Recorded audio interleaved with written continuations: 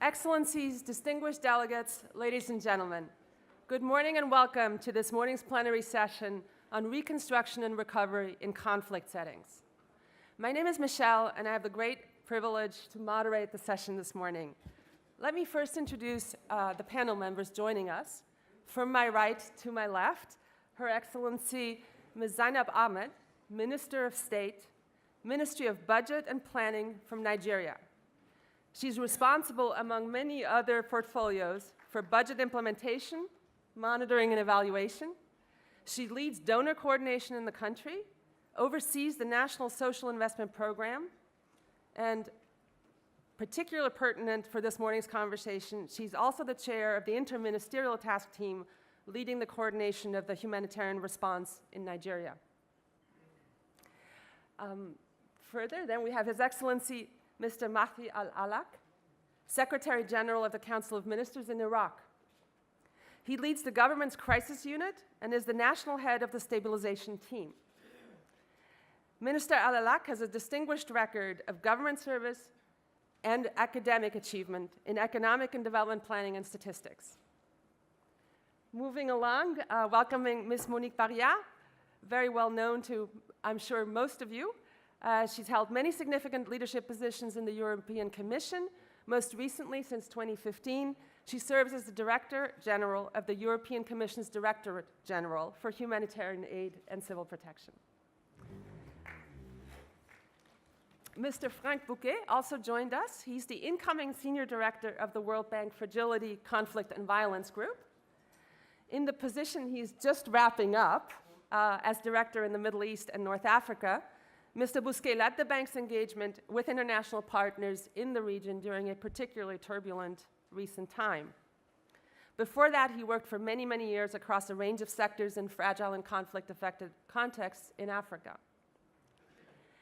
And all the way to your right, Ms. Lise Grande. She's Deputy Special Representative of the Secretary General and UN Resident and Humanitarian Coordinator in Iraq. Over an illustrious career in the United Nations over many years, she served in some of the largest humanitarian and peacekeeping missions in the world, including in DRC, East Timor, Haiti, occupied Palestine, South Sudan, Sudan, and Tajikistan. Thank you all very, very much for being here. This is how we will proceed. We will hear introductory remarks from each of the panelists, followed by a round of additional observations honing in, just in somewhat more detail, on some of the key themes that emerge from the remarks. Then, time permitting, we will turn it over to you, the audience, to pose questions and interact with the panel. I'm conscious that we have a lot of ground to cover, so I'll be very brief in framing the objective of the session. The tagline of this year's conference, of course, is promoting resilience through post-crisis recovery. But today's crises are manifold and complex. As we're experiencing a rise in natural disasters and climate risk, man-made disasters equally take a tragic toll in human life and suffering, social dislocation, and foregone development gains. The numbers are simply staggering. We have the largest refugee crisis since World War II. In recent months, millions were on the brink of famine. And the cost of violence to the global economy is measured at $14.3 trillion for 2016, according to the latest Global Peace Index, which just came out a few days ago. That's almost $2,000 for each person in the world, including all of us in this room. The people on the stage today dedicate their professional lives to addressing conflict and fragility. They lead reconstruction efforts from different national and institutional vantage points. Their experience and insights can therefore help us point us in the right direction as governments and the international community seek to adapt and refine approaches to the planning, implementation, and financing of sustained peace. We're looking forward to hearing from each of you, and it is now my great honor to invite Her Excellency Minister Ahmed to give her opening remarks. Thank you.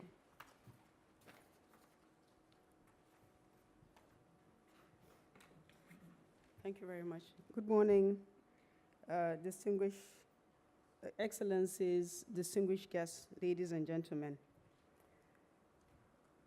The violent attacks in Nigeria of civilians by the Boko Haram insurgents since 2009 has left devastation in the northeastern part of our country. Since the start of the conflict, an estimated 14.8 million people have been affected by the insurgency in the 6 northeastern states, with the most affected states of Borno, Adamawa, and Yobe having 8.5 million of the people in need. More than 20,000 people have been killed. About 2,000 people have been reported missing, including women, girls, as well as children. While humanitarian partners plan to meet the needs of 6.9 million people, the government of Nigeria is meeting the needs of over 7 million people in need in terms of humanitarian assistance. The Nigerian government has met this crisis head-on at the highest level of political will. President Muhammadu Buhari has intensified and continued military operations against the Boko Haram. The insurgents have been degraded, leading to improvements in security in the region. The paradox of the success of the military in 2016, resulting in the liberation of several local government areas, is that there are hundreds of people that come out in very fragile conditions requiring humanitarian assistance. We appreciate that to tackle the humanitarian assistance and its many components, a multifaceted cooperative mechanism is required to provide durable solutions. As a result, we have created some policies and institutions to deal with the challenges, because indeed, as the military succeeded, access was provided for more humanitarian partners and more government agencies to go out in the field. And what has happened is we had several government agencies, several international and national humanitarian partners in the field, and coordination became a very, very significant problem. To address this problem, the president set up an interministerial task force which comprised of the key relevant departments and agencies to work closely together to develop holistic solution together with the humanitarian partners. This was quickly followed by the inauguration of the Presidential Committee on the Northeast Initiative, the PCNI, which has in its composition uniquely representing people of the region, including leaders as well as parliamentarians. We are also increasingly engaging with thought leaders and stakeholders to access the root cause in order to provide durable solutions to the socio-economic and situation in the region, as well as to address ideological dimensions of the crisis through forums at local, state, and federal levels. In terms of flexibility and root causes, we have also set up some centers in Borno and Gombe in partnership with 9 agencies of government, including Immigration and Security, as well as the Ministry of Women Affairs and the National Emergency Management Agency. This is for the purpose of reintegrating people affected by the insurgency, also de-radicalizing the insurgents and that have repented and come back, as well as educating the youth so that they don't fall into the hands of the criminal gangs. With regards to the coordination and partnership principles, the leadership of the humanitarian response is firmly in the hands of the Nigerian government, and we urge all stakeholders to continue to work closely with the Nigeria's mandated bodies on the crisis in the Northeast. The development of the 2017 Humanitarian Needs Overview, as well as the Humanitarian Response Plan, was done in close partnership with the UN agencies and other stakeholders and the Nigerian government. It is a very good example of the New Deal in practice. To preserve this spirit, as the Nigerian government, we urge partners to follow the right channels to get the work done. We also remind them that Nigeria must be allowed as a sovereign state to control the narrative in order to rebuild the region. If we don't not lead the narrative, it will become increasingly difficult and this will become detrimental to the entire response. The Nigerian government is firmly committed to the security and well-being of our people, and our number one priority is to end this crisis. We have mobilized very recently, as recent as last week, a high-level presidential mission, which I led, to Borno State in order to provide relief and support to the 6 affected states. As the lean season approaches, we recognize that there will be even more shortages of food. In this regard, this week, as we speak, the acting president is going to be kicking off the distribution of 30,000 metric tons of food items, which will be deployed in the northeastern states and will be taken to the very doors of the people in need in camps as well as in the host communities.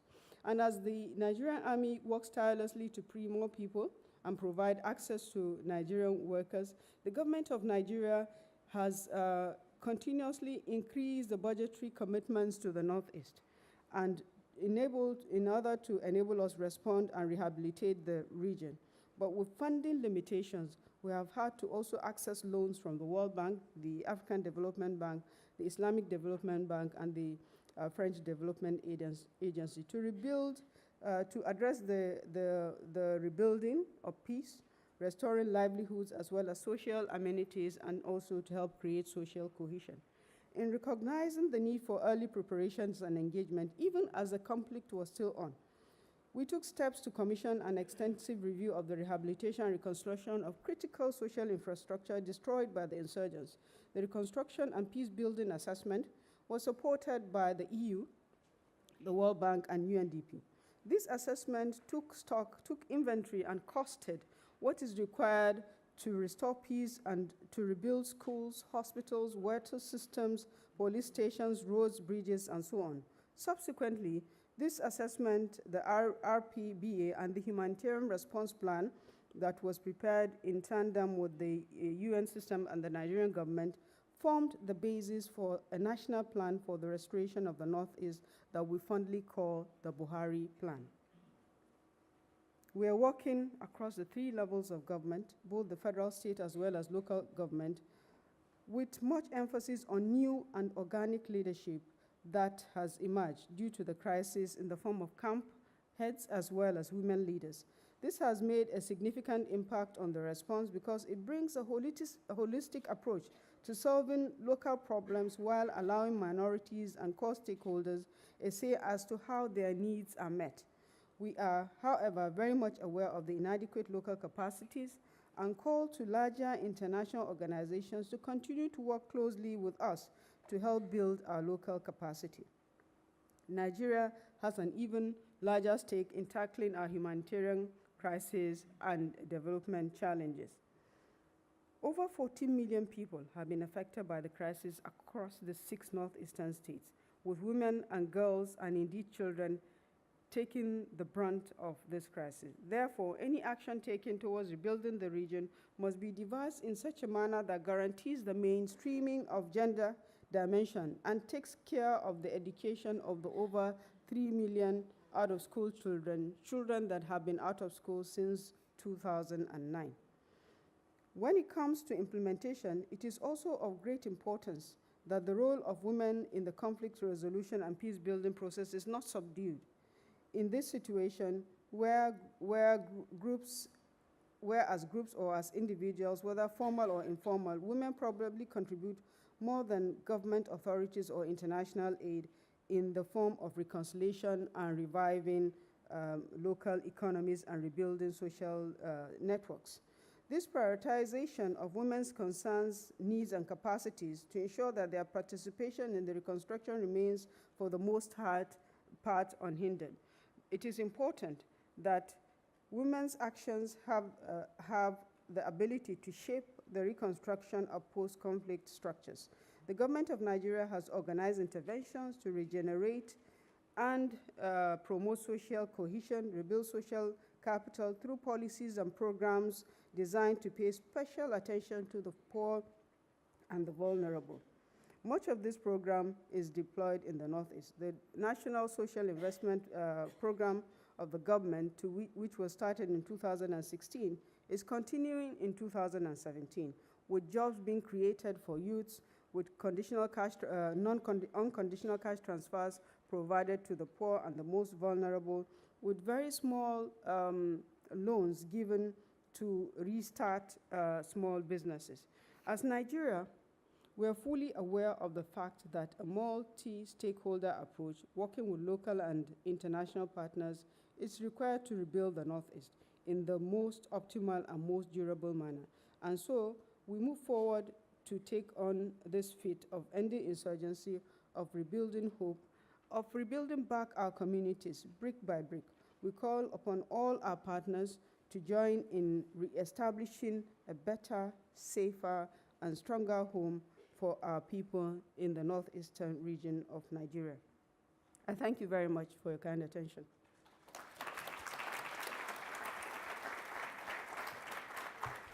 Thank you very much, Minister, for this incredible overview, tour de force of one of the most complex crises that really highlighted all the main elements and themes that we would like to touch on this morning. May I now invite to the podium Minister Alalak for his remarks. Thank you.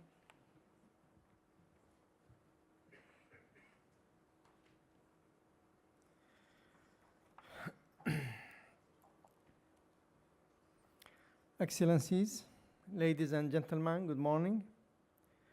I would like to welcome the participants in the Third World Reconstruction Conference, and I am pleased to convey to you the regards of His Excellency, the Prime Minister, Dr. Haidar al-Abadi, in this session about reconstruction and recovery in conflict situations. I have presented yesterday at the EU Parliament conference the details of challenges and engagements that can help to remove the impact of Daesh, ISIS, aggression, and I would like to point here that as Iraq approaches recovery and victory over the defeated remnants of Daesh by its courageous forces, with all its formations supported, of course, by the coalition countries. It faces many challenges. The most important among them are ensuring the return of IDPs, whose number is approaching 5 million IDPs. The rehabilitation of basic services through the stabilization efforts, diffusing tension and resolving conflicts created during Daesh occupation of different areas, particularly those which are rich of religious, ethnic, and sectarian components through a social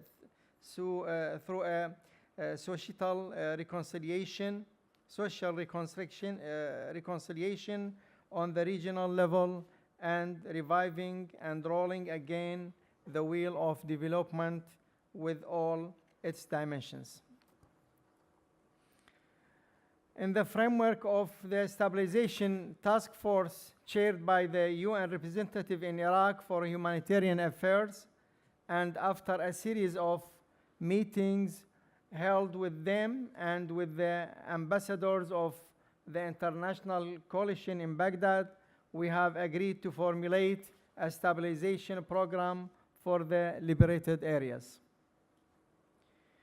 We have agreed to adopt a fast track and active implementation of projects that encourages the IDPs to return to their areas of residence, whether through the government efforts or through the coalition countries' supports within the International Stabilization Task Force, which I mentioned earlier.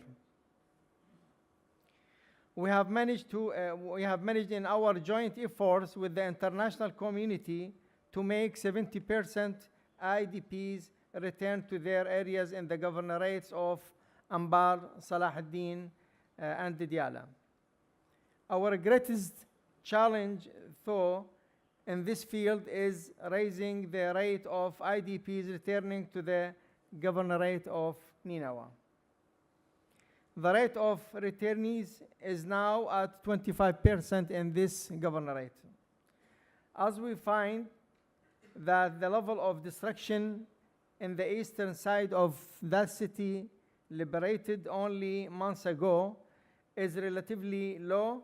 We see that Daesh's entrenchment on the western side, the old city, and holding the people hostage has resulted in massive destruction in the infrastructure and residential houses. Ladies and gentlemen, we are looking forward to a larger international contribution in supporting the stabilization efforts, chiefly in the Nineveh Governorate. With our appreciation to the great efforts of rehabilitating projects agreed upon with the International Stabilization Task Force, which mount to more than 200 projects. The most important issue from our point of view is encouraging and urging the people of Nineveh, especially the religious and ethnic components and minorities, to return to their areas. His Excellency, the Prime Minister, Dr. Haidar al-Abadi, has instructed a conference to be organized that includes the representatives of those components and is managed by them. The conference will be held in Nineveh Plains during the next month or the month that follows in order to formulate a social pact that could end the state of discount and that would build trust between the various components. We have received promising responses from different figures to participate in this conference, and we stress here upon the participation of the European Union and coalition countries. We are going forward with our friends to simultaneously support both the rehabilitation of services and on one hand and effecting reconciliation on the other hand. It goes without doubt that we need to continue our work to achieve that in a time frame that would be not less than a year after the liberation of the last inch of our dear land, which is something that we hope to achieve in the coming few months. Stabilization efforts in Iraq await the international support to secure the basic needs of water, electricity, health, and education services. I would like to mention especially here that the displaced families put on the top of their list of requests to return to their areas the enrollment of their children in schools. That calls for adopting a comprehensive campaign to rehabilitate school building, especially primary and secondary schools. I request that this issue be adopted in what is hoped to achieve recovery at this conference in line with the Sustainable Development Goals. Ladies and gentlemen, we in Iraq are facing a fierce and brutal enemy that killed and injured dozens of thousands of our people, both military and civilian. I also caused in the areas it occupied. However, we have made our great land of Iraq a graveyard for the remains of that enemy who were defeated because of the great determination of our people who have united in fighting that enemy. Thus, we have managed to a large extent to minimize its danger on the different countries in the world. We will not hesitate to stress on the international community to uphold our efforts, whether in stabilizing the liberated areas or supporting reconstruction of services and major strategic projects, especially bridges, government institutions, industrial and service projects for the private sector. That would mitigate the setback created because of Daesh and would decrease the level of unemployment and provide better living conditions for the people who suffer from the oppression of Daesh. I feel it is incumbent on me on this occasion to point to the fact that Iraq's efforts are continuous in going forwards with the international trends of adopting the Sustainable Development Goals 2015-2030 on one hand, and on the other hand in moving forward in adopting a new poverty reduction strategy in cooperation with the World Bank.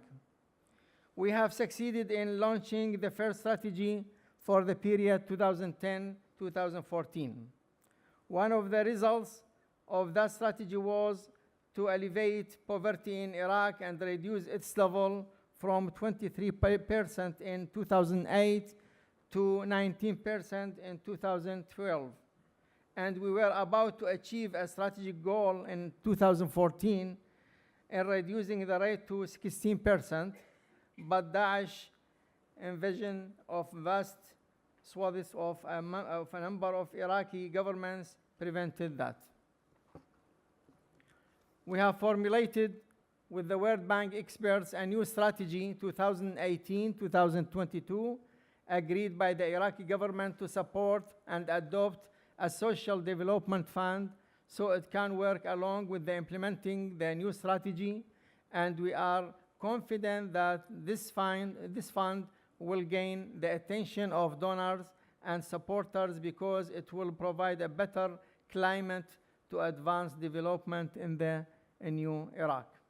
Finally, I stress here that our coordination and cooperation efforts with the EU mission are continuous, and we are going forward with them to implement joint projects to promote peace and security, especially in clearing mines and explosives. And here I would like to commend the mission and their representatives in Baghdad. Thank you very much.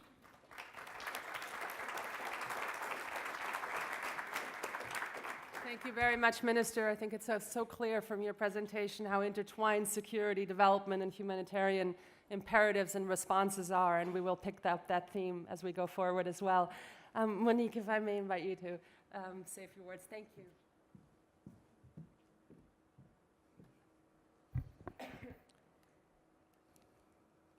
Thank you very much, ministers, ladies and gentlemen. It's an honor for me to be here today to develop what the European Commission has, strategy of the European Commission to address recovery and reconstruction in conflict situations. And indeed, recent trends show that conflicts are becoming more numerous, more complex, and the two examples that were explained previously show how these conflict contexts request to change our approach to effectively address them. We are now shifting from civil wars to local and subnational conflicts with very complicated situations where fragility is becoming more widespread. Not all fragile situations are violent, but the threats of violence and conflict is present in many fragile situations. So given this complex and difficult situation, the international community needs to modify its engagement and response to conflict, fragility, and protracted crisis to effectively address those situations where, as was said before, we have more and more IDPs and refugees for longer periods that have specific needs to be addressed and taken care of. So recovery and peace building requires addressing multiple aspects of a crisis simultaneously, such as governance, livelihoods, environment, specific protection needs, gender issues, in particular gender-based violence, and many other aspects through integrated solutions. moving towards jointly finding different ways to engage early on and across the conflict cycle to build coalitions and finding pockets of entry points to actively prepare for further engagement. In order to achieve this, recovery and peace-building processes should be grounded in a shared understanding of the drivers of conflict and stakeholder analysis. This requires understanding the political, social, and economic forces at play that influence the behavior and perception of different sets of local actors and the potential to affect those trajectories in positive and negative ways. Conflict sensitivity principles are also importantly need to be established in the planning phase.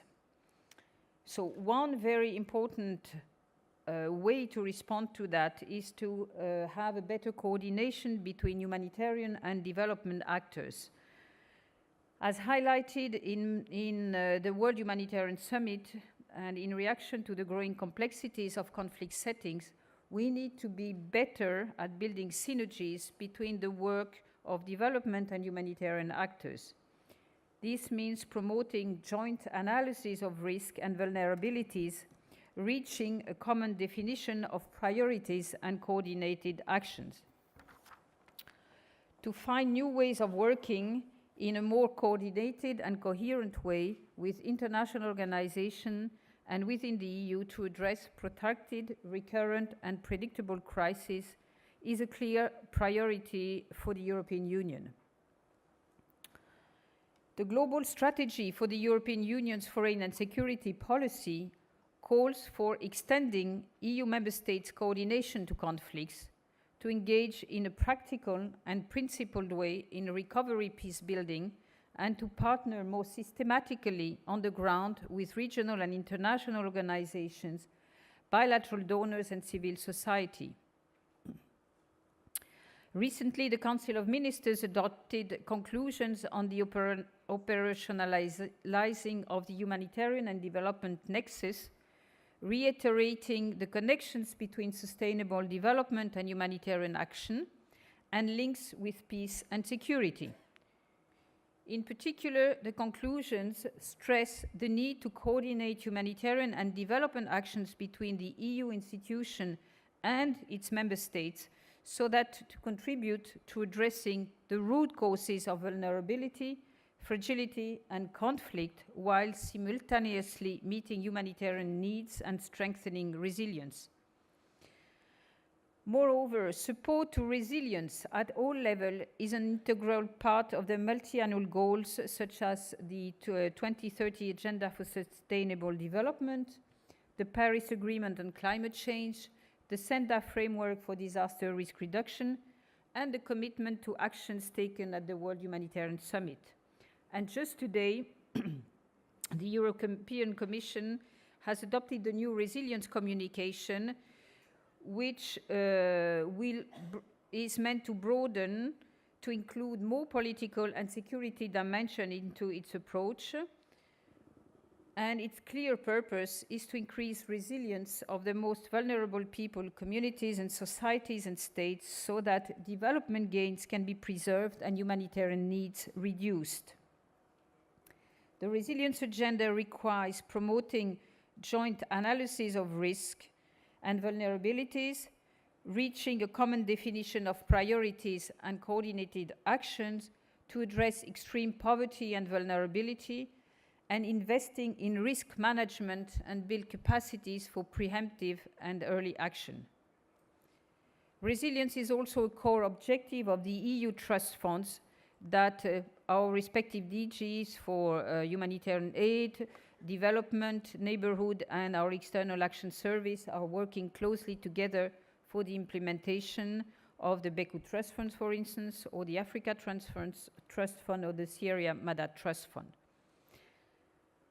And together with our colleagues from the Director General for Development, we have agreed on a list of pilot countries to implement this humanitarian and development nexus, and we are also extending that to the neighborhood region. Beyond the cooperation between the European institution and its member states, we also need to improve the cooperation between all international partners.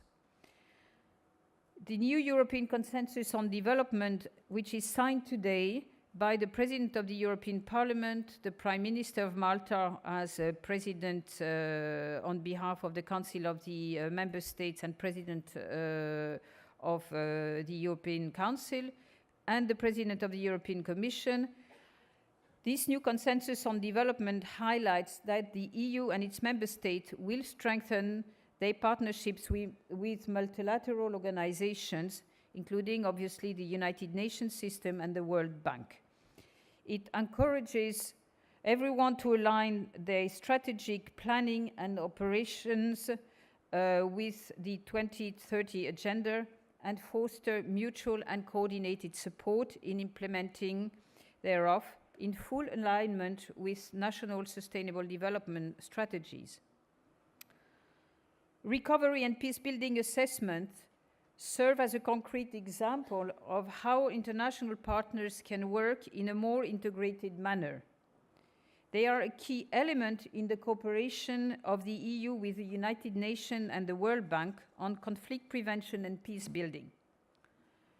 Earlier this year, in March, recovery and peace building assessments were discussed during the EU-UN Annual Partnership Meeting on Conflict Prevention, and they are also one of the 5 key areas of the EU World Bank Deep Dive 2016-17 on fragility, conflict and violence. By offering an inclusive process, risk assessment and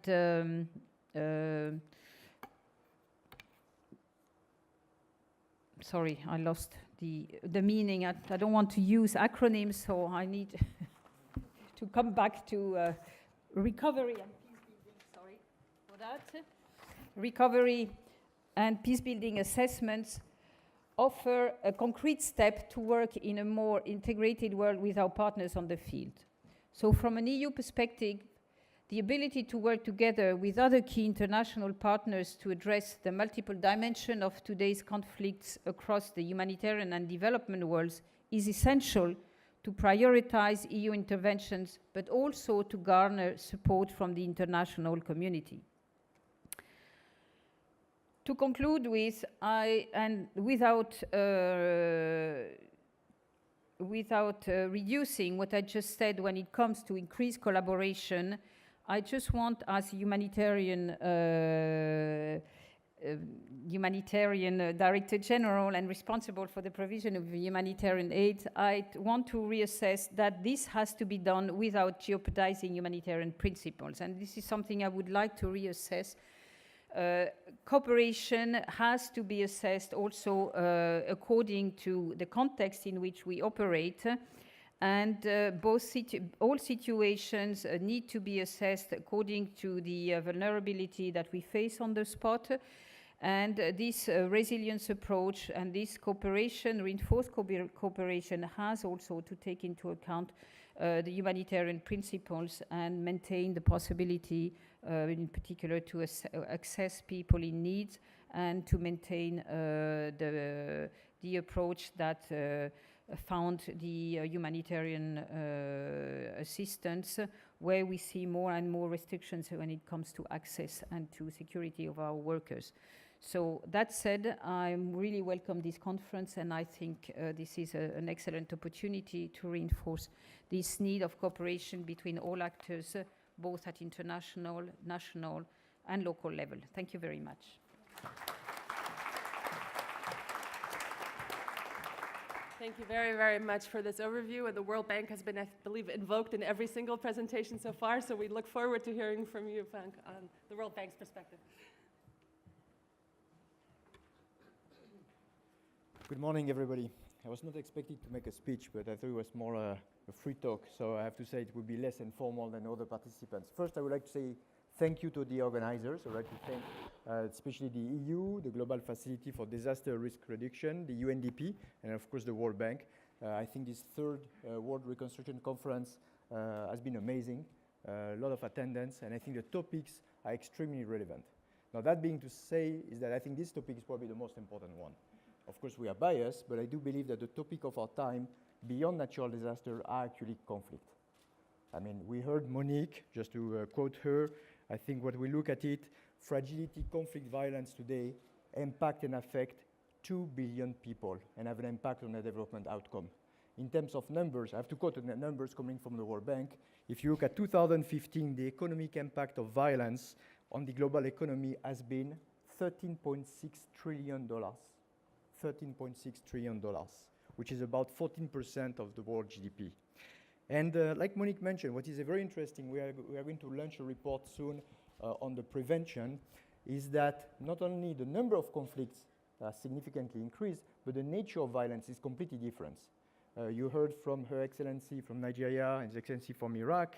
We don't have only interstate conflicts. Now it's becoming much more complex, where we shift from the traditional civil wars to local, subnational conflicts that are being impacted by external actors. We heard about Boko Haram in Nigeria. We could have heard in other countries. We heard about Daesh, ISIS in Iraq, and I will come back to it to see what we are doing with the UN and the EU supporting those countries.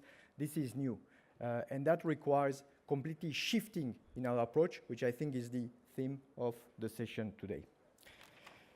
So first, let me tell you what we have been trying to do at the World Bank. First, fragility, conflict, violence is our #1 priority. As you may know, we have scaled up our commitment. It's about resource, it's about staffing, but it's about changing the way that we support countries with a differentiated approach. In terms of commitment, over the next 3 years, we are going to double our resource, going from $7 billion to $14 billion in fragile states. This is unprecedented. We also are going to pay more attention to specific challenge of fragile states. I'm just going to give a few, looking at the whole issue about forced displacement, refugee. Today we have the biggest crisis since World War II, with 65 million people that have been displaced or refugees. We are going to have specific windows, specific funding of more than $2 billion that will be supporting those countries that are hosting refugees. Not only, by the way, in low-income countries, but also middle-income countries. And I will come back to this point. We're also going to have specific commitment looking at countries that are high risk, so that we can focus more on the prevention side before talking about recovery and reconstruction, because this is actually where we have the biggest impact. Last but not least, we are going also to provide additional support for those countries that are leading peace-building efforts and that needs to have some turnaround facility. It's the case recently, for instance, in the Central African Republic, where we provided additional resource to help the countries making the transition. So just to say a few words about the fact that at the World Bank, fragility, conflict, violence is among the top priorities, and we are scaling up not only our resource, but also staffing. We are going to have additional 200 staff in fragile states on the ground over the next 2-3 years. Now, what are some of the key lessons? Because I think that's the main topic of these sessions, working in recovery and reconstruction. The first one is, despite whatever I said about the numbers, we cannot do it alone. I think that's the topic #1. You hear it all the time. That's the famous new way of working together. I hope that next year we'll not talk about a new way, but a normal way of working together, which is making sure, and you see where I'm seated between Lisa and Monique, that all the key actors that are bringing complementary actions to the World Bank. I'm thinking here about peace building. I'm thinking about security. Humanitarian actors need to be brought up with development actors, because they have those skills that we do not have and the skills that are needed, especially during recovery and reconstruction. I'm going to give you one example, because it's good to talk about principle, but then you're wondering every time, how much action has been done that can back up those principles.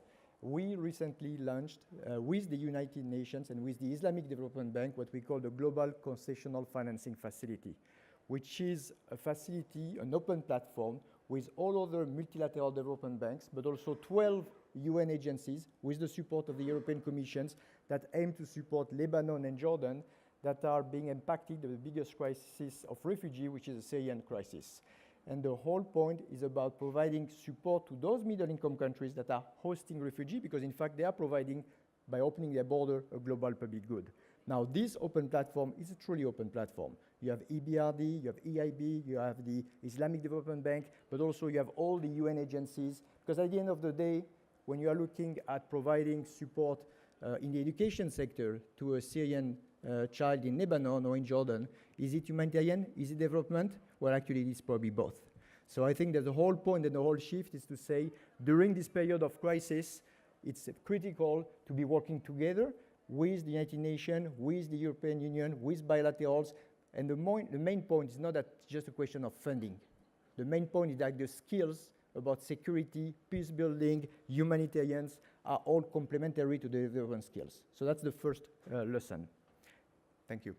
The second point is the fact that we need to work more and more as early as possible and even during the conflict. A good example is in Iraq, as you may have heard this morning. In Iraq, the World Bank not only has stepped up our commitment, we have actually a portfolio of more than $3 billion that have been approved, which is significant over the past 2-3 years, but also more importantly is the type of intervention. We are financing operation during the conflict, emergency service delivery operation in Iraq that helps the state of reestablishing services in areas liberated from Daesh.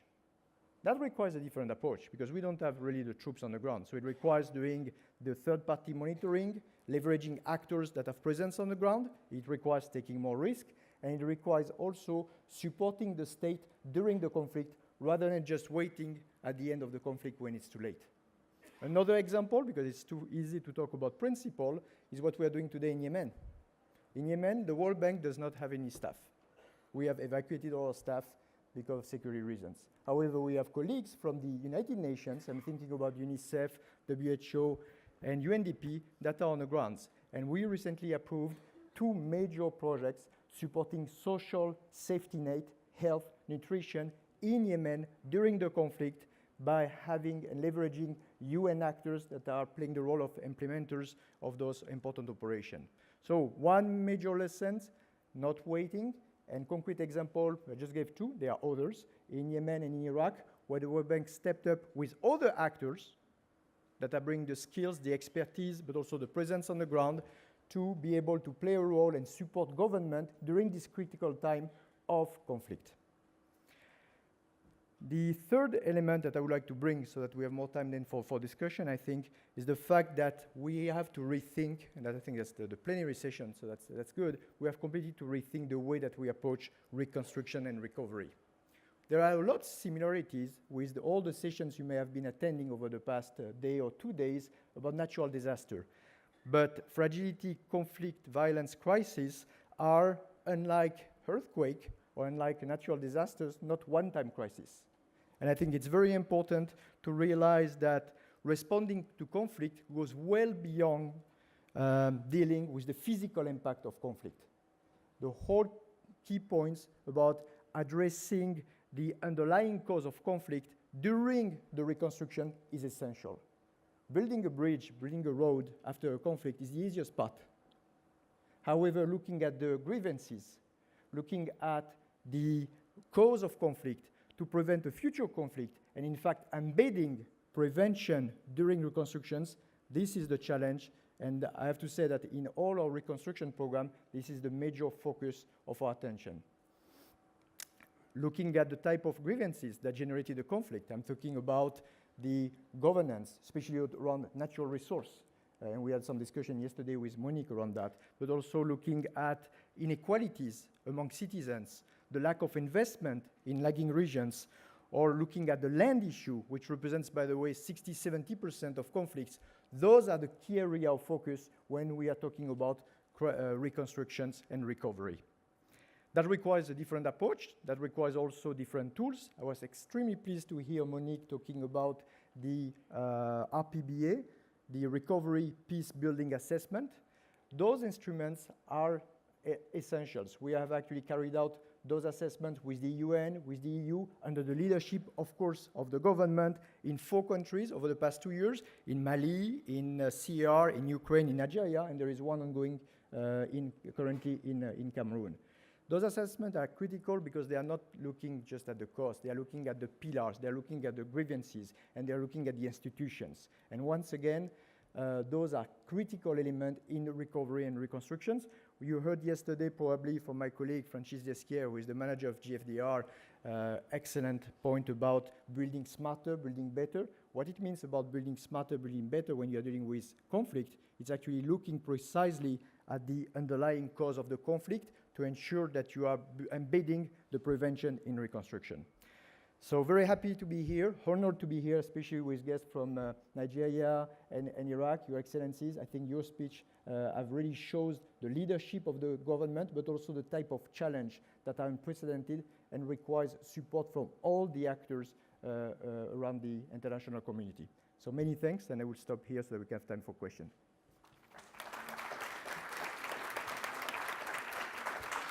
Thank you very, very much.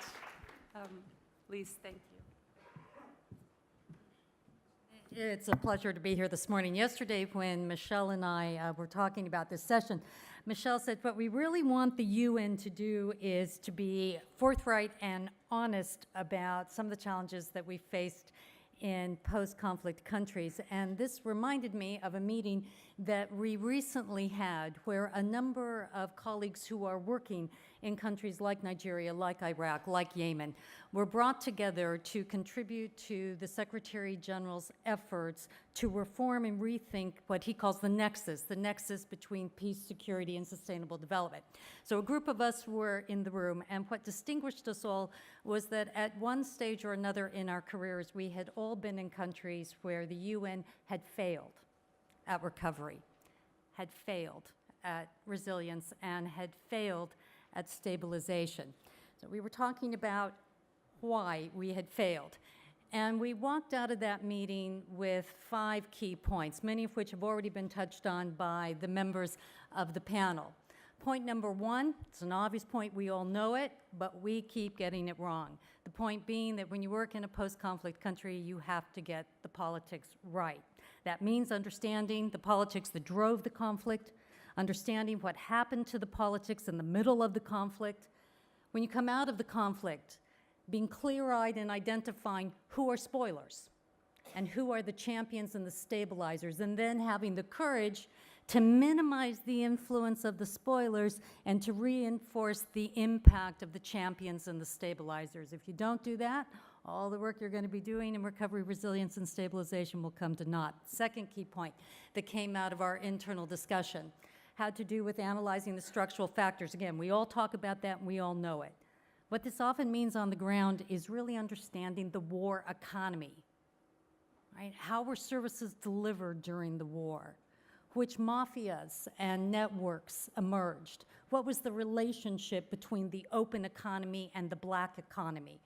All of this is important because, of course, there are entrenched interests that are concentrated around the war economy.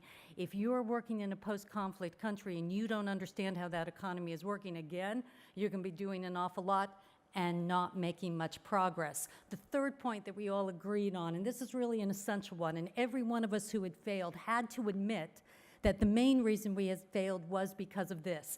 It's the issue of what we call bandwidth. You come out of a post-conflict situation or a conflict situation, and the needs or challenges are absolutely enormous. The inclination is to try and do too much, address each of them, and hurry up as you address them. The point is, of course, that no government coming out of a conflict has the bandwidth to deal with all of the problems simultaneously. That means there has to be a ruthless process of prioritization and sequencing activities. You have to agree on the things that matter the most, do those first, and say to everybody else, we're going to get to your programs later. If you don't do that, you don't get anything done. Fourth point that we all agreed on has to do with instruments. This is something which Frank was just talking about.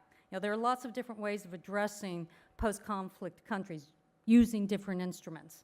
Very often in the UN, we move to multi-partner trust funds. Okay? Very high transaction costs. A lot of effort dispersed. Sometimes it makes sense to use those instruments, a lot of times it doesn't.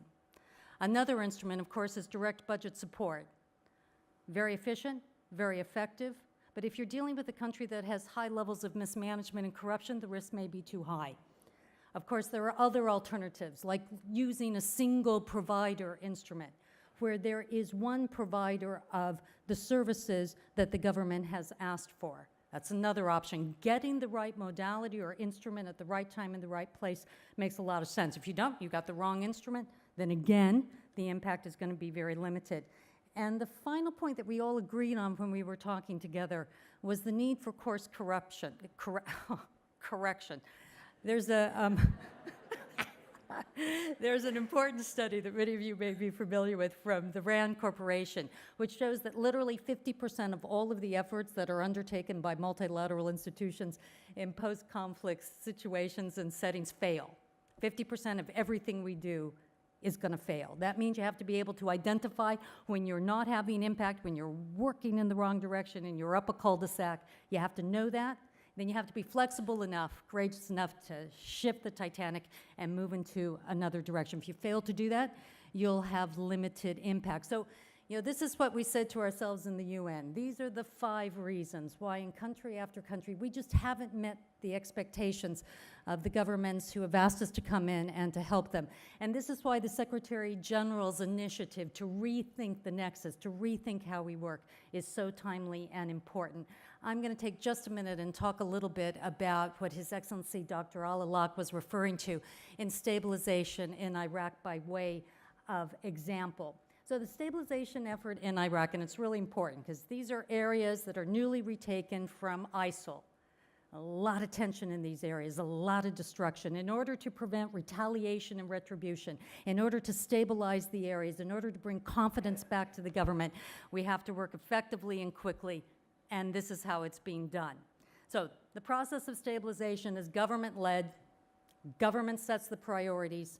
There's a single provider model. It happens to be UNDP. All of the implementation is done by the local private sector, and all of the projects employ local people from the neighborhoods. The way it works is as follows. The day a liberated area is declared safe by the Iraqi security forces, UNDP, which manages the funding facility for stabilization, is inside. I personally, having worked for the United Nations for 23 years, have never been in a country where the first part of the UN system that gets into a high-risk area is UNDP. But that's what happens in Iraq.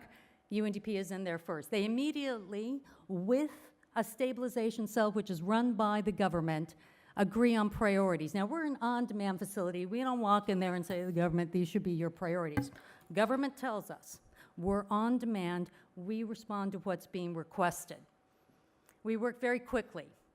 Within 2 weeks, I'm literally not kidding you, within 2 weeks of a project being approved, UNDP has contractors on the ground. I hasten to note that no one is more surprised by this fact than UNDP itself. Those contractors work very quickly, and they do just 5 things. And this is the point about bandwidth. They don't do 500 things. They don't do 50 things. They don't do 10 things. They do 5 things. First thing they do is they repair the key public grids, sewage, water, and electricity grids. We don't reconstruct them. We repair them. Second thing we do is we repair basic public infrastructure like hospitals, schools, and pharmacies. Third thing we do is we put hundreds, literally thousands of people to work on public work brigades. They clean up the cities. They're part of the rebirth of their cities. They paint the buildings and upgrade the city itself. The fourth thing that we do is we give money to businesses to get those doors open. These are businesses like bakeries and kiosks, the things that really matter in a liberated area. We do not provide loans because the administrative overheads are very high and it takes a really long time. We walk around with a bucket of money, well, kind of, and give it to the businesses. I'm worried there may be an auditor in the room. The fifth thing that we do is we provide a lot of technical and extra support to the government, usually in the form of engineers. One of the successes for the stabilization facility in Iraq is we don't use project managers. We have lots and lots of engineers, most practical people.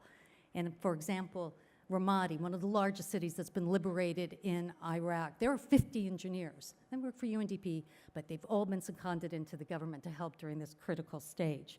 After a few months, UNDP closed a shop in that area, pack our bags, and we move on to the next liberated city. We typically work in a city for about 4 to 5 months. To give you an idea of the impact, and I'll conclude on this point, last year, 1 million people went home in Iraq. These were people who had been displaced because of the conflict with ISIL. They fled their homes, they'd lost everything.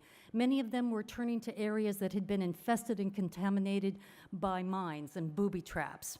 Many of them were turning to places where there was no water, there was no electricity.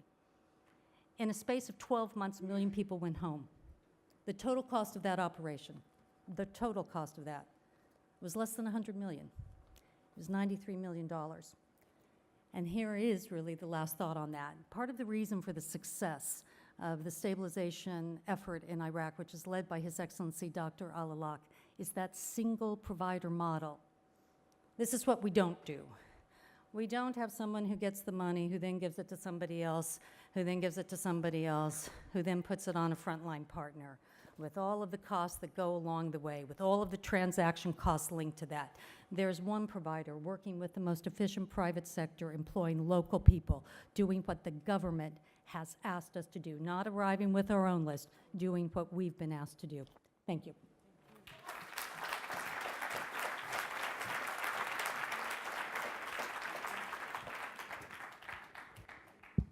Thank you very, very much for an incredibly rich a set of inputs and also some success stories. I think we started out with and have repeated during the session that there are tremendous, serious challenges and human suffering out there. We've also heard, though, that we are changing the responses and that we're seeing some fundamental shifts in how we are handling and learning those approaches. I'm going to now do a quick round of follow-up questions. And then, again, time permitting, I'm going to turn it over to you for the remainder of the time. We heard a lot. I'd like to start with Minister Al-Alaq. We heard a lot about moving earlier, going in quicker, working together, prioritizing. And we just heard an example in Iraq of how that's being implemented. I understand from our conversation yesterday that Mosul is the largest urban battle since World War II. So here we have an ongoing, as we speak, stark, violent situation.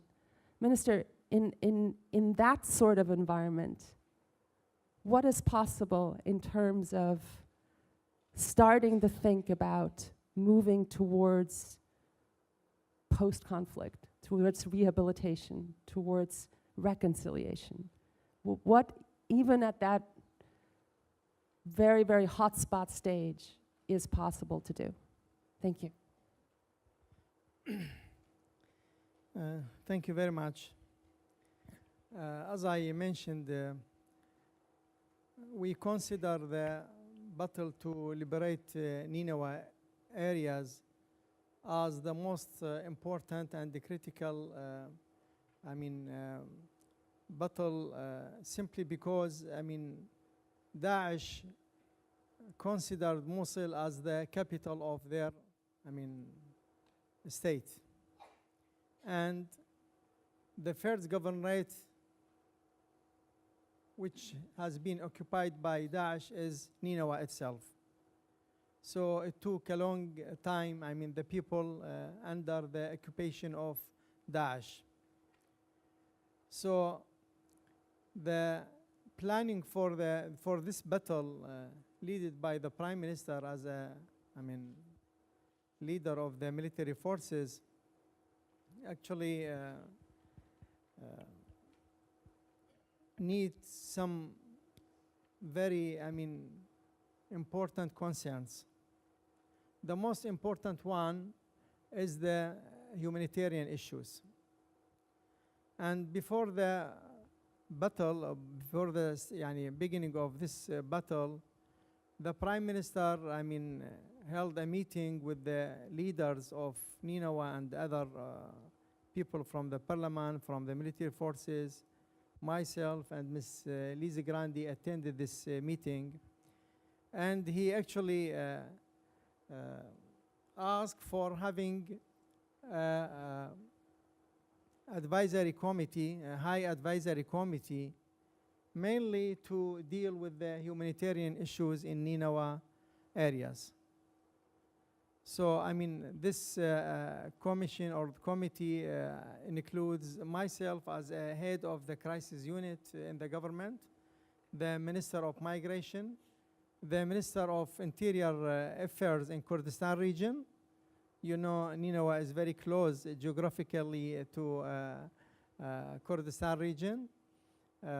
Ms. Lees as a representative of the international community, one leader from the joint operation, and he asked us to work very hard to assure the humanitarian concern.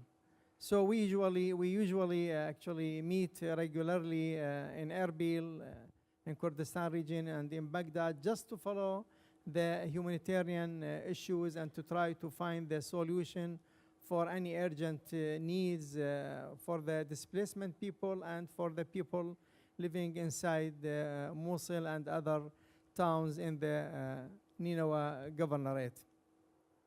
Now we are very close to, have the full successful battle in Mosul and to liberate all the areas. The problem now, the military forces is surrounding the Daesh forces in a very narrow area, which we call Old City. And they took our people or citizens in this city, as a bodyguard to them. So this is the difficult of this, situation. But, the military forces are keen to end this battle in a very short time. It took long time, mainly because of the security and the safe of our citizens there. Because we liberated more than 90% of the area of Ninawa maybe in 3 or 4 months, while this last one took maybe the same period while we are surrounding a very narrow area. So our most important work now is about us on the stabilization process. We are working closely with the actually task force team led by Ms. Lisa Grandi and with the support of the coalition countries. So we succeeded, frankly speaking. I'm talking now about Ninawa, and the same thing with other governorates. We succeeded in, providing the basic needs in a very short time: water supply, electricity. I'm not, actually talking about 100% supply, but we can actually, the people can manage themselves in this level of providing services. But we have a critical, and frankly speaking, a critical issue, which is the reconciliation. You know, Ninawa is characterized by a diversity components, many ethics, many tribes, and religious, and so on. So actually, many people are, for the time being, maybe hesitated to be back to their cities or towns, because Daesh created many problems between tribes and people living in these areas. So we are keen, according to the instruction of the Prime Minister, to organize more than one conference inside the Ninawa Governorate. I expect that maybe, next July or August, we will organize the first conference in Ninawa Plain, with the presence of Christian, Yazidi, Muslim, and other ethics, just to discuss from, the people themselves how to deal with this issue, how to find solution. Actually, we faced such problems also in other cities like Yathrib and Aziz Balad in Governorate of Salahuddin. And we succeeded to solve the problems between tribes. with the support of the international agencies, we succeeded to pay money to those people who lose their, members of their families, and because of the, problems between different tribes under the effect of Daesh work. So, with parallel to our work in the stabilization process, we are keen to organize the reconciliation conferences in order to encourage people to be back to the cities. The reconstruction, and frankly speaking, the level of destruction in the left side of Nino, for instance, is very huge. Infrastructure and housing sector. So, we have to, work hardly to find, how to deal with the reconstruction. Iraq is working to organize an international conference for the reconstruction in the liberated areas. Our neighbor Kuwait is keen to actually organize this conference. We are actually discussing the timing and the details of Kuwait in order to announcing for the date of this conference. And when we, move to, other cities which have been liberated during, the last period, 2015, 16, and now, actually, I can say that more than 70% of people from these areas have been back to their cities, and we could succeed in providing these cities with basic needs. Thank you so very much. Turning to Minister Ahmed, and in a similar vein, a lasting peace, we've heard, requires addressing the root causes of conflict. You mentioned social cohesion and inclusion as a key component of the overall response. Could you tell us a little bit more about what you are doing to encourage de-radicalization, social cohesion, and the voluntary return of people to areas? Thank you, Minister. Well, thank you very much. The Boko Haram crisis, Boko Haram means Western education is prohibited. So for us, educating the out-of-school children is very, very key. There are children since 2009 that have been out of school. If we don't educate these children, peace returns, but it will be very short-lived, because the same children will be mutate to another form of Boko Haram. So emergency education is very, very important. We need to also continuously look at addressing social cohesion. There has been very dire consequences of the conflict. People have suffered, and including children, in ways that are unimaginable. And we have set out, with support of some development partners, to create a special de-radicalization process that brings community leaders, such as church leaders, mosque leaders, and traditional leaders, to educate some of the insurgents that have repented, but also to educate the youths that tend to be in the adolescence age, that can easily become radical again.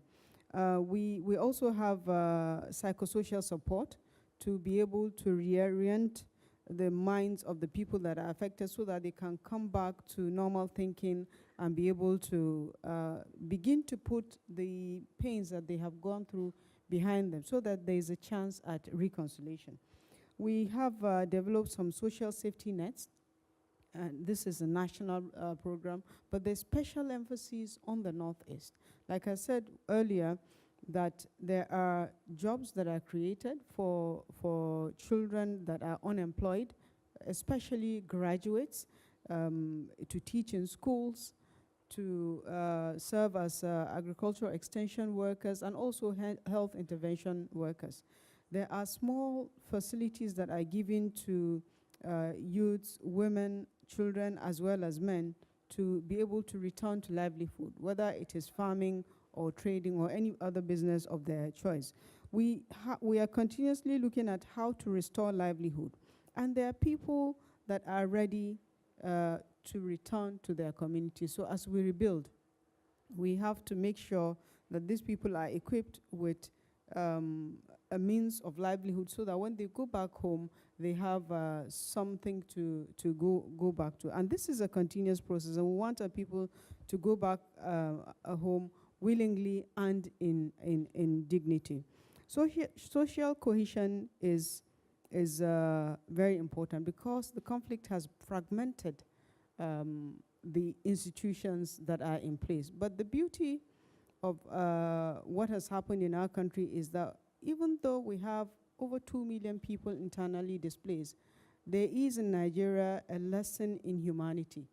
We saw a situation whereby people that are poor and themselves fragile accommodated people that are displaced. They opened their doors and accommodated people that could have otherwise left the country. They accommodated them despite their very lean resources. So we have 1.8 million people at the moment living within Nigeria. A few people migrated to Cameroon, to Niger, but they are also returning home. And this we are trying to encourage. And we have a lot of support from the development community, and we're really grateful to the UN system, to the EU, to the World Bank, and to all the humanitarian partners for all the support that we have been giving. Your support has helped us to keep our internally displaced persons at home. And we need to continue to support them. And that is why we are embarking on this mass distribution of 30,000 metric tons of grains, so that people will have food as we approach the lean season, so that people are provided enough circuit, just not only the displaced persons, but also the host communities that are accommodating them. Thank you. Thank you very, very much, Minister. Partnership, we hear again and again, and we heard it this morning, is crucial to delivering results. In this context, we're often talking about closer alignment between development, humanitarian, and security, and also human rights actors. That is not always a marriage without friction. So I'd like to turn to Ms. Grande to tell us a little bit about what are the big opportunities, but also the big challenges beyond the speeding up the procurement processes of UNDP to try to get this one a little right in different places. Thank you. Oh, is it just working? Michelle, thank you for that question. I think all of us who work in the UN really welcome the Secretary General's commitment and determination to reform the parts of the system that aren't working very well. For those of us who are in the system now, there are lots of parts of it that are dysfunctional. And because it's dysfunctional, if you're on the ground, in the field, trying to make things work, there's a rule of thumb that we have. And the rule of thumb is only coordinate if there is no other way to deliver what you've been asked to do. If you can deliver it through a single provider or a single agency, do that. If you can't, if you have to involve a lot of people in order to deliver it, okay, coordinate. But go into coordination recognizing the enormous transaction costs that it places not only on our system, but most importantly on the government. Recognize the inefficiencies that are inbred with coordination itself. Don't delude yourself about it. It's inefficient, it's ineffective, it puts a huge burden on the government, and it's not always very clear, if you look at the evidence, that coordinated approaches are the ones that have the most impact. Michelle asked us to be frank, so I'm just sharing that view. Now, in terms of what we expect through the reform process that the Secretary General has initiated, the Secretary General has said the UN is letting down countries that are in trouble that need our help. And therefore, we've got to figure out as a system how we deliver the things that those governments need more effectively. That means that inside, we're going to have to change a lot of the ways we work. We know that. This is a very important process. What's, I think, very interesting about it is that the Secretary General is not asking the bureaucrats how to reform ourselves, because of course we never will. The Secretary General is asking the member states, countries like Nigeria, countries like Iraq, how do they want to see the UN change? And it will be based on that input and that guidance that hopefully the UN does finally get itself organized in a way that meets the expectations of the countries where we have the privilege to work. Thank you very, very much for that comprehensive and frank answer. Funding is another and there's another piece of the puzzle that always comes up. And Frank, if you don't mind, I would love to zero in a little bit on this part of your presentation. You mentioned a series of examples of how the World Bank is stepping up and stepping in to help bridge the gaps between humanitarian and development funding. Yet, you know, every day in the headlines, we read about humanitarian appeals that are not fully funded. And so, as the World Bank steps into this broader landscape, what are some of the opportunities, but also what are some of the strategic questions that you're asking yourself in terms of how you can best leverage the comparative advantage of the World Bank? Thank you. That's a tricky question. No, the key question is how to make sure that we will still focus on our comparative advantage, which is not the same than the UN, which is not the same, and the financing that we bring needs to be innovative, needs to be, I'm going to give you some, okay, let's go for a clear example. Iraq, since we're here. We had some requests last year that could not be met by our balance sheet. So we decided actually for the first time ever to call on guarantees from the UK, from Canada, that allow us to provide a budget support of $1.4 billion last December. And that was a way of recognizing the need from a middle-income country that needed to be provided right away, while at the same time trying to find innovative features.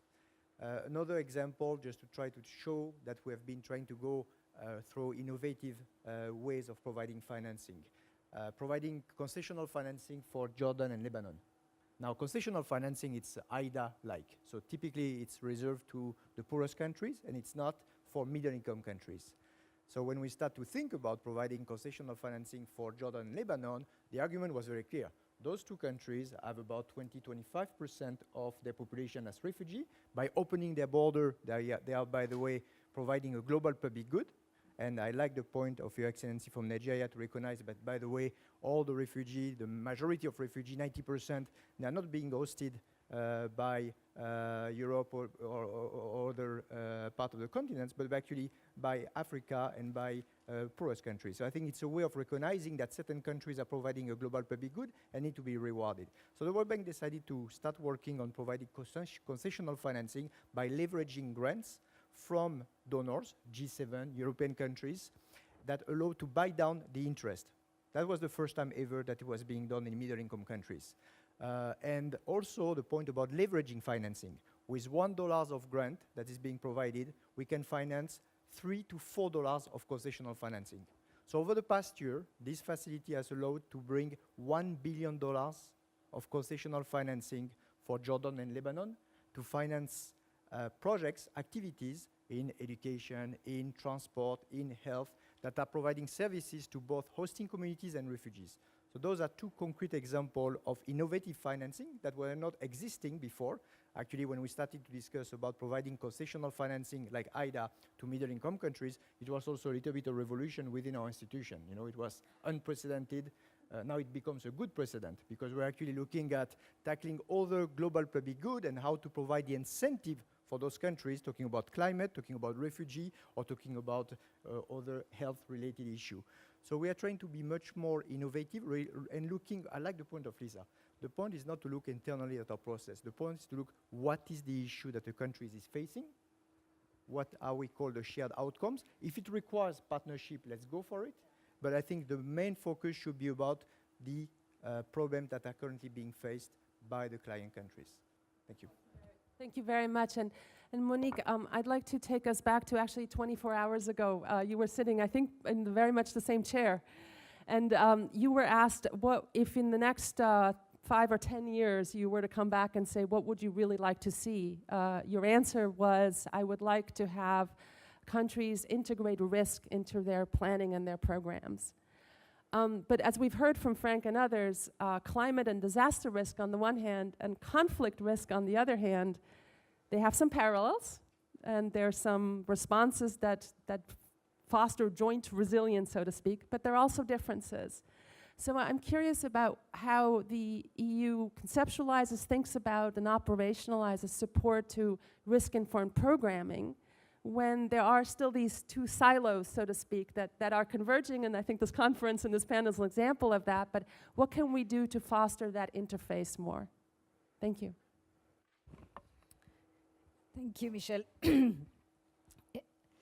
Look, risk can mean many things, and I would like to come back on, you have the risks that are inherent to natural disasters, but you have also, when you are in a conflict situation, you have to also assess what are the very root causes, and that was said by all of us.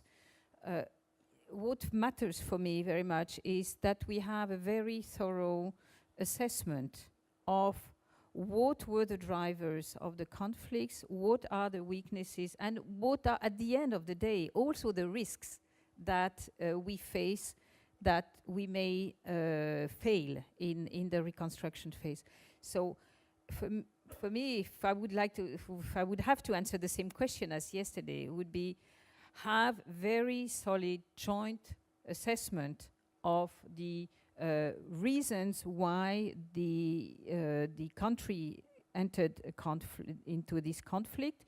And actually, often you also have reasons linked to climate change or a number of, let's say, more natural hazard issues that are also, could possibly be also the drivers of the conflict. But that said, so when we have a thorough assessment of those root causes or those drivers for the conflict, then you have also a better view of how you can respond to that. And in that, I really appreciated what Frank and Liz said before. We need more flexible funding, that's one thing, and this is something that we are very quick with humanitarian aid response.